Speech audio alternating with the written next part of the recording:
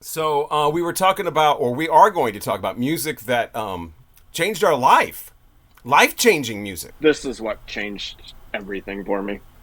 This Rubber Soul is just my favorite Beatles record.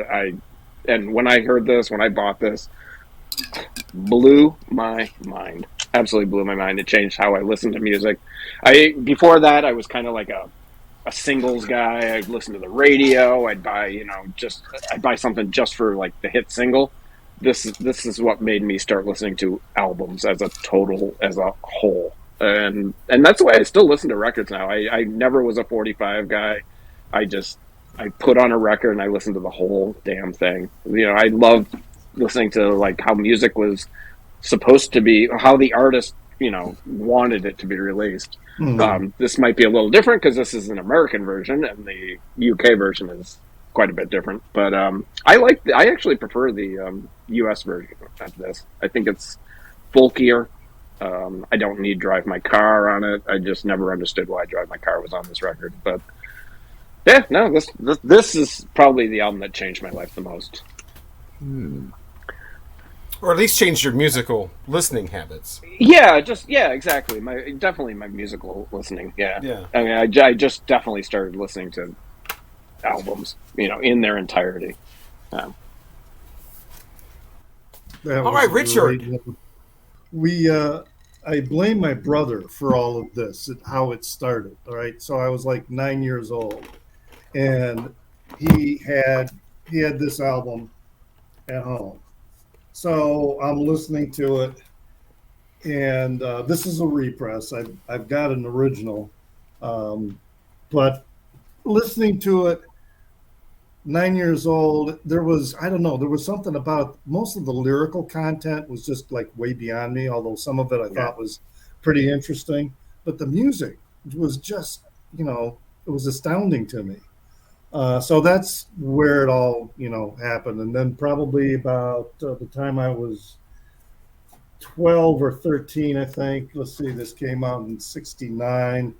So no, I was 11, but I didn't hear it until a couple years later. That's, this one here, Burnt Weenie Sandwich. Again, completely blown away by the music, and it really expanded my notion of what could happen with music, and that you could create musical events using bicycle horns, and have it work within an overall theme. I mean, that just like you know, just blew me away. But then, that time too, when I was like 13, 14, this is the Bowie album that completely shook my world.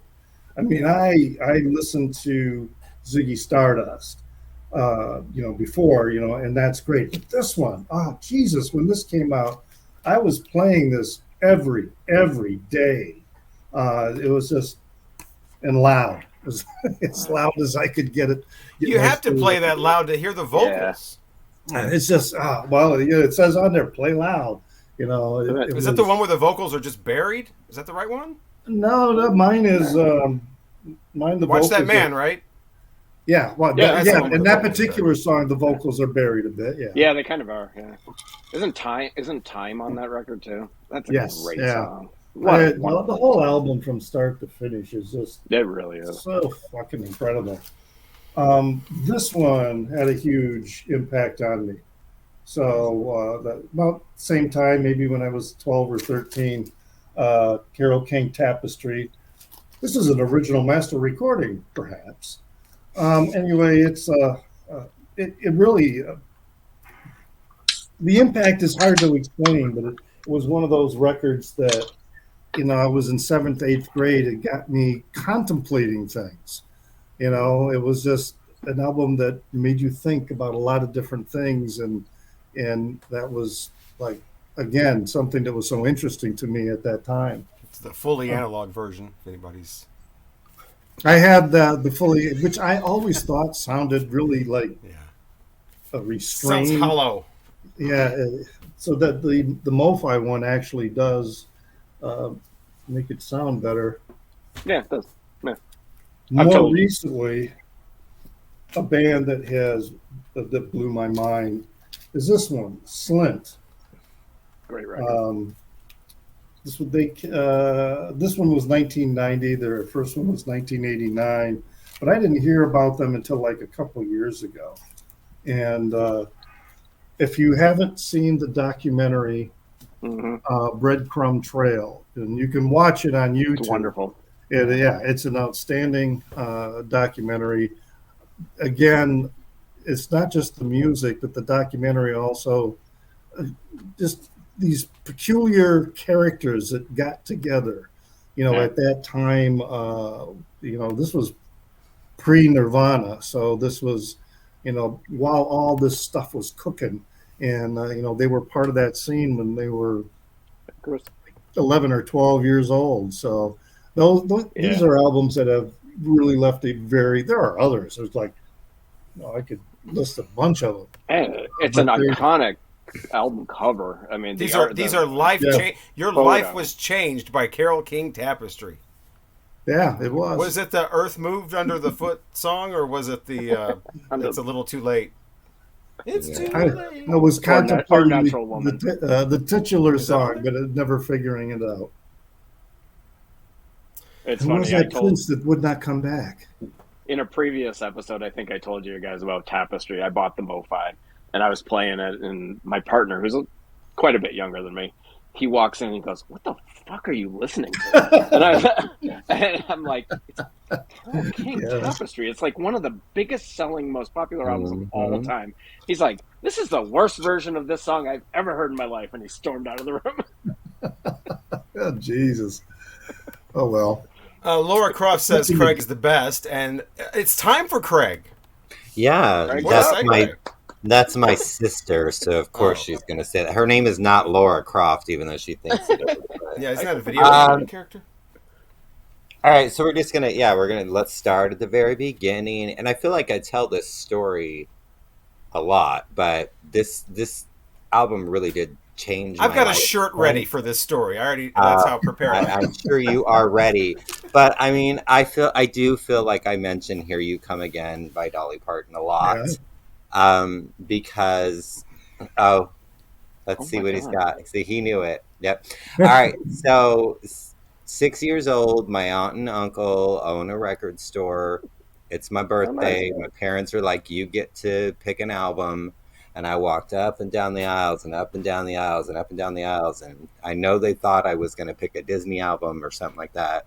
And I saw this woman, and this was the most beautiful thing I'd ever seen in my life. Her bell bottoms sang to me, her heels, her hair. She looked like a hooker. I loved it. I loved every bit of it. And that is the moment that I became obsessed with Dolly Parton. Now, this is not the actual one that I had when I was 6 years old, but I have that one. It has Crayola all over. I just have the record. It's Crayola all over. I would never try to play it. But so that is really what kind of started like my kind of like, I guess, quest for music. Tanya Tucker was another one. My sister would sing her quite frequently to me when I was very, very little. And then we're going to just kind of go really whack, because it's not all country for this bitch. But Tanya Tucker was another really big like influence. But I remember the very first cassette tape that I owned, and it was this. Yeah. Joan Jett, I Love Rock and Roll. My brother gave it to me for Christmas with a Sesame Street, which I have not been able to find that. Otherwise, I would own it. And this. So, like, hello, the Smurfs. Like, Joan Jett, all at the same time. And how did the Smurfs change your life? I'll tell you one thing. My best friend and I, we loved the Smurfs. We loved this Smurfing sing song. We would sing every fucking song in it. There is a song called "You Are a Pink Toothbrush, I'm a Blue Toothbrush, and We're Gonna Get Married Someday." Yeah. We loved that song. Oh, so good. I brought my little portable cassette player to school with me with my Smurf tape. And got that ass kicked. Oh, Mr. Lunt. No, I did not get my ass kicked. Mr. Lunt motherfucker who was He's very watching, by the way. mean, and he would stick his knee up our asses, and like he took my portable cassette player with my favorite Smurf tape in it, and he put it in the cabinet to be locked up for the rest of the year. And so I snuck in during lunchtime, and I took my tape out of because I could not live without my Smurf tape. It was terrible. It was like 4th grade, so I'm allowed to not live without a Smurf tape. And then you have the Carpenters. Oh. Now and then. It's going to get better, you guys. I promise. It's going to get fucking better. Just you want to know where the journey began, and I'm feeling that's why.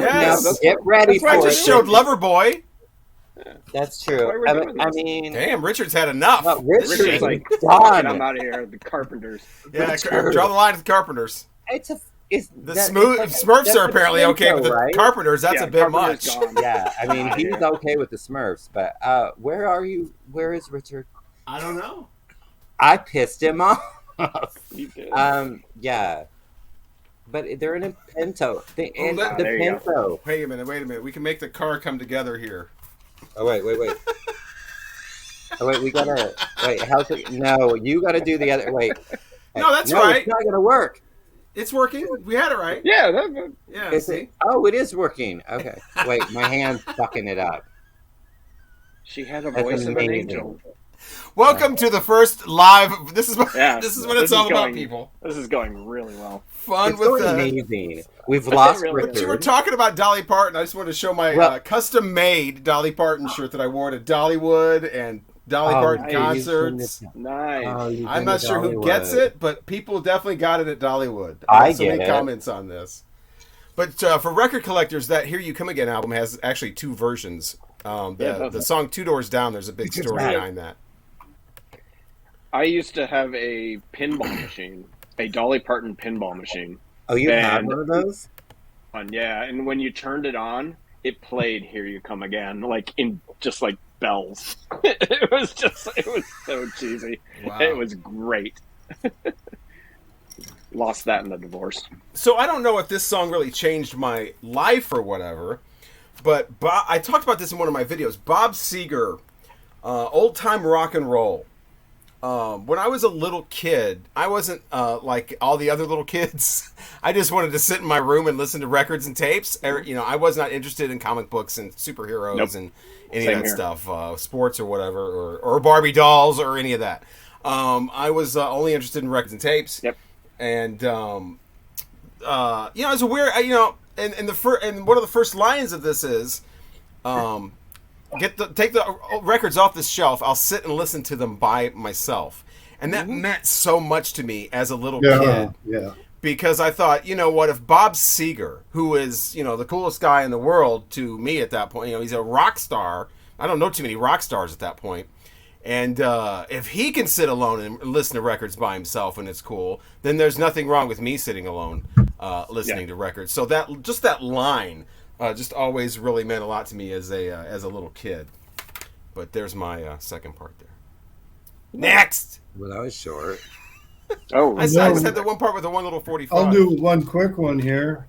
My most recent life-changing music has been Amdu Mukhtar, and being able to become, now I'm learning about African music and its connection and roots, and this particular album is more of an acoustic one.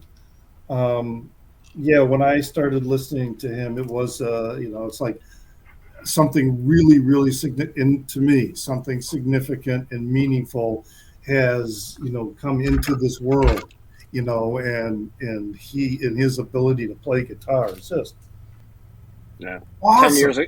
10 years ago, I would never have listened to Amdu Mukhtar, and I absolutely love him. I can't wait to see him in a couple of weeks. He's absolutely fantastic. Love it. He's got some really strong roots, and his band, that drummer that he had when we saw him, he's maniacal, unbelievable drummer, just phenomenal. Yeah, and that's how I've grown. I like you just said, I've grown in my musical taste and I think a lot of it too, because I'm a kind of a Deadhead. I mean, I saw the Grateful Dead Mhm. 50 times. Their last show in Chicago That's was my 45 more 50th times than show. I ever saw them. So, Right? And so, Oh. but they opened my mind to a whole different everything, jazz and classical. I mean, there was so much buried in their music that people just don't understand. And I think that changed the way I listen to music too. I was gonna, when we were deciding, it wasn't the dose of blotter that you took before well, you there went might have into been the show. that. Yeah, there was a little of that.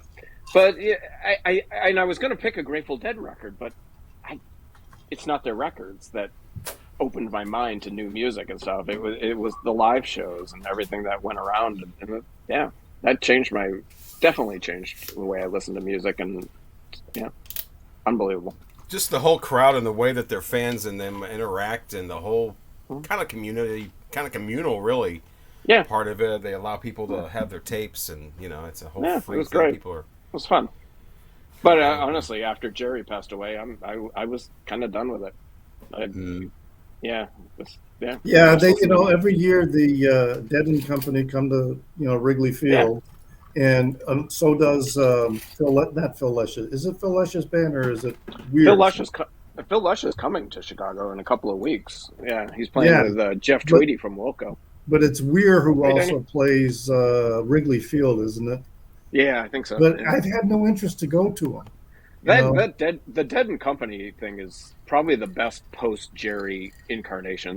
That John Mayer is a hell of a guitarist. I mean, he may be a D-bag, but he's a really talented musician. Really, really good.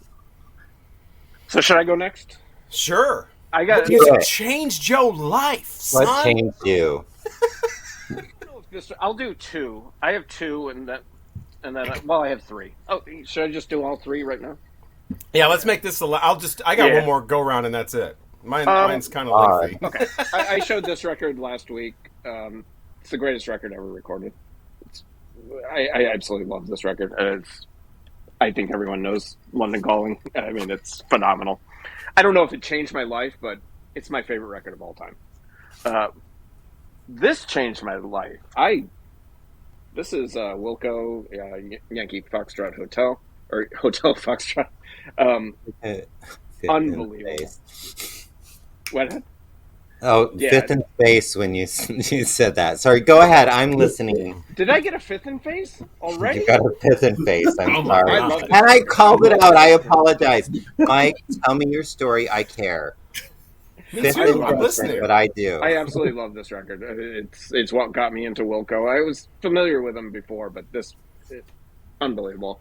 I mean, the story behind this record and how it was made and how it was ended up being released changed my life. I love this band. Absolutely love this band. And last one was probably this. Oh, I'm going to get a fifth in face on this. This Bitches Brew. Miles Davis got me into jazz, rock, hard jazz. Just, oh my God. I don't think, this is not my favorite Miles. It's probably lower on the list. I mean, I like In Silent Way and stuff like that better, but this, when I first heard this, I was like, what the hell is that? And it blew my mind. Absolutely blew my mind. I still have that experience from time to time listening to it. I go, Jesus, what the I don't listen to it as much as I should. There's a couple. I like Miles in the Sky and Paraphernalia. That stuff is great. But yeah, I should probably listen to this more. Wow. Oh, Greg, do you have any more life-changing albums? I mean, this is just. I mean, your whole life, your world was rocked. My world is, I don't know, is empty without you, babe. Now I'm singing, like Supreme songs, and it has nothing to do with the Supremes. But okay, like I have more than everybody else does because, like, oh, grr. All right, so this is like when I got into my pop divas. Like these four were all at the pretty much exact same time. I believe it was in the 5th grade. And these are all the albums that like started it. So I mean, Janet Jackson, Control, my Sade, who just wonderful record. Yeah. Oh, Sade. Um, may she rest in peace. Want to talk about a terrible album cover? She looks terrible. Why would you do? Okay, and then it was an earthy thing. They were I trying guess, to make her more of a serious kind of down to earth artist because she had been getting this Ed Sullivan Show reputation. Like she's just like a hostess type of singer. They were always going on the Ed Sullivan Show at that time, doing like show tunes and stuff. So that was really to make her more like a down to earth. I'm in my shorts. I'm here. I'm not pretending to be anybody else. I'm just going to sing my song. All sexy on the back there, you know. The back, yeah. Oh, I thought you were talking about Diana Ross. Never mind. No, that's not. Oh, yeah, no, that's Whitney. Why did I think you had Diana? I was across the room. Whitney, bitch. That's why I said Ed Sullivan Show. I was like, I thought you had that 70 Diana Ross. I thought I saw that Brown album cover where she's on the thing in her shorts and her legs up. No, and then Madonna, Damn. Of course, Madonna. Whitney Houston on the Ed Sullivan Show. Singing show tunes. I loved her on the Ed Sullivan Show. She's fantastic. I remember watching it, like, you know, because I was alive. I was not, but I was close to being alive, I think. But I mean, if you guys want to go, I mean, I do have like quite a bit of shit. I mean, and then we kind of like do your thing. All right, okay. So then we kind of go into like when my musical taste kind of changed. So in between like my pop divas and shit like that, then it was like my brother and I were like into like Bon Jovi and Motley Crue and all that terrible stuff, like, which I appreciate now. Well, I love it now because of the memories, but like then like Erasure popped into my world in like 1987, and Yazoo popped into, which I didn't even realize at the same time. Same keyboardist. Oh, and I have two different versions of Wonderland, but not that we need to know that. And then this band showed up, and this is actually the first thing I ever owned by their compilation, Staring at the, which this is Standing on a Beach, Staring at the videos. And I had the cassette tape with all the B-sides and everything, and that was just like what really, really got me into The Cure. I had kind of heard a couple songs, but like, yeah. And then, you know, you got Sinead. The first time I heard her, I just thought I was going to freaking die. It's a great album. The first song I ever heard by her was Troy, and what a song to hear, like, be your first introduction to this woman. Like, I died.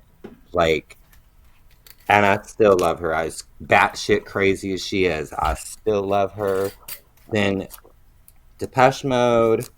And that's all like everything else is more current, but that's kind of like the stuff that shaped me in my high school years and just kind of like really kind of, so, you know, I went from like Dolly to Tanya to Smurfs to Joan Jett to like to this, and then we're kind of like, you know, going into, I don't know, I need to drink more.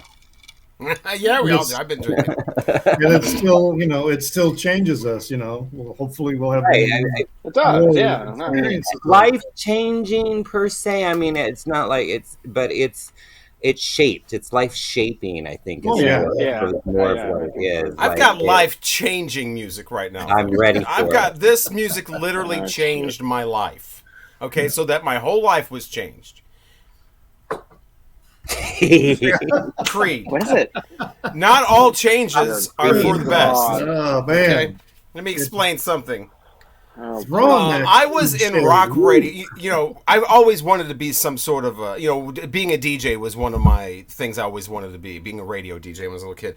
Like and so that was like a dream come true when it finally happened. You know, I went to college in the early 90s, early 95 was when I got my first job on a commercial station, and it was an active rock station. Active rock is an American format. It's not around anymore that much, but in the 90s it was huge. It's basically hard rock and a little bit of older hard rock like Van Halen and you know, Led Zeppelin thrown in. No Crosby, Stills and Nash, no Eagles, no Elton John, Fleetwood Mac, stuff like that. Okay, so it's 1995, and I've been loving Led Zeppelin and Pink Floyd and the 80s stuff, and even the Nirvana and Mudhoney and White Zombie, all this early 90s stuff. Now I'm on the radio. My dreams come true. And it all goes to shit. What in the hell happened to rock music in the late 90s? This shit. Okay? What the hell is this shit? Who the hell was buying this? And Nickelback, I used to have to play this shit every 5 hours. And these relentless motherfuckers would release a song, and as soon as it lost its bullet, the day it lost its bullet, here's the next single. Boom, boom, boom, boom, ready to replace it. It was like you couldn't even tell where one album ended and the next began. New metal, like Chris from Record Talk is saying, new metal. It was also called post-grunge. I call it just shit on top of shit. It was just nothing but shit. Matchbox 20 was rock at that point. Look what the fuck happened to them. You had this date rape shit like Hinder. Baby! Just let him Real go, romantic. Just let him You go. had Our Lady piece of shit. And I can prove this is a piece of shit because it's not just my opinion. Not me, because that's what I used to think. I used to think, maybe it's me because now I'm working. I'm kind of seeing how the sausage is made. So maybe I'm becoming cynical. Maybe it's not the music. It's me. I don't like rock music anymore because I'm behind the curtain now. I listened to it all like a month ago after about 20 years. It's shit. It wasn't me. Our Lady Peace, come on. What about the established bands? What about people like Van Halen? They were still around. Yeah, I'm putting out Van Halen 3 with Gary Sharon. I wasn't working in commercial radio when 1984 comes out, or Diver Down, or not even OU812. I was there for the release of this, though. Remember that? And don't be laughing, Sammy Hagar, because I remember your shit, too. Shag? I Want to Shag You, Baby? That was the single. Sammy Hagar trying to be Austin Powers. Now that I'm a DJ, everything can just go to shit. Complete and utter bullshit. Aerosmith. Here's the Aerosmith album at the time. Are you fucking kidding me? Hot God, I don't even remember that. This is one of the worst bands ever. Incubus, they had fucking digital record scratching in their song. By the way, if this is so wonderful, anybody disagrees, where's the vinyl reissues? Why is no one talking about Incubus anymore? Dave Matthews Band, horrible. And everybody liked the Dave Matthews Band. Nobody will admit that now. But back then, give me some nipple guitar and some pigeon-toed feet and somebody going, you know the difference between the Dave Matthews Band and Biz Markie? Biz Markie knew he was a joke. That's the difference. Live, my God, can we just press Pompous right on a fucking CD and just oh my God. And fucking Three Doors Down. I don't even need to. I don't even need. Where's the vinyl reissue of this? This was the #1 song of the year. Where's all the fans now? What's this? Days of the New? Remember Days of the New? No? #1 rock song of the year called Touch Me on the Stand. I played it every 5 hours. And I'll stand, won't you touch me, and I finally found a reason. It was one of those Eddie Vedder ripoffs. Everybody had to be either an Eddie Vedder ripoff, singing like this, she's made me fall cumbersome. It was all that bullshit. Or it was this rap rock shit. Like these bands that, bands like people know, bands that people have forgotten about, like Flaw. This rap rock shit was going on. This like Slipknot ripoff shit where they had 10 bands trying to sound like Slipknot. One guy was like, oh! And then somebody would come in, the relationship is over. Where's the love? That stupid shit. Ben Folds 5. Let's just play a piano and just fucking swear over the top of it every fucking song. It's like, good fucking God. And of course, it's when I'm in it. I'm in radio now, so it can all just go to shit. And I got pissed and literally quit radio after 7 years of this shit, thinking, okay, now we're playing fucking Hoobastank. It's not going to get any worse. I'm out.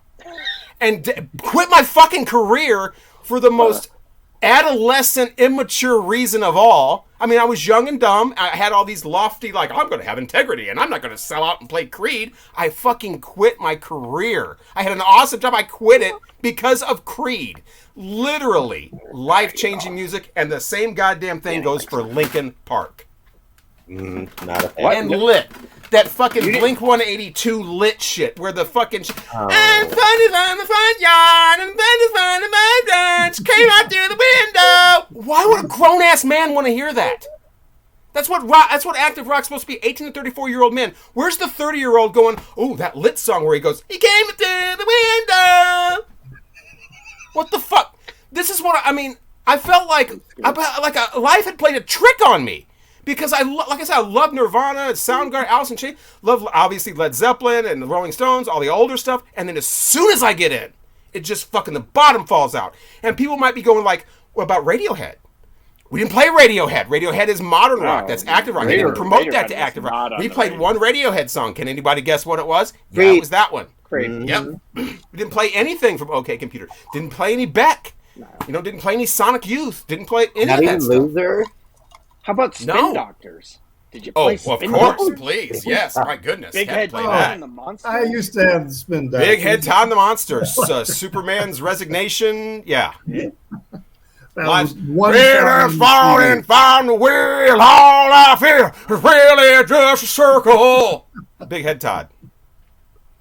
What is that? God damn it! He's still doing it. Now I'm pissed off. I could go robbed me of. I mean, it's like you dream. A little kid dreams of being a policeman. Okay, and now he's 20 years old. He's going to become a policeman, and suddenly there's no crime except for children stealing lollipops, and that's why he's a policeman. I finally do my dream, and this rock music just turns to absolute shit. Absolute shit. Like 5 different, and the Limp Bizkit and Kid Rock that everybody talks about. He's not done. At least that was party music. That was supposed to be fun and silly. I mean, you got Fred Durst singing Nookie. That's supposed to be silly, fun stuff. Kid Rock, over the top. Of course, then Kid Rock goes and runs for office, and then Fred Durst is up here singing, "No one knows what it's like to be the bad man." I mean, the party people couldn't even get it together. It's like, Jesus Christ. Puff Daddy and Jimmy Page for a rap remake of Kashmir. I could go on and on, obviously. But I'll stop there. Yeah. Oh, yeah. I'm life changing. I literally quit my job and went back to college because of Creed. Fucking Creed. I got the Vapors.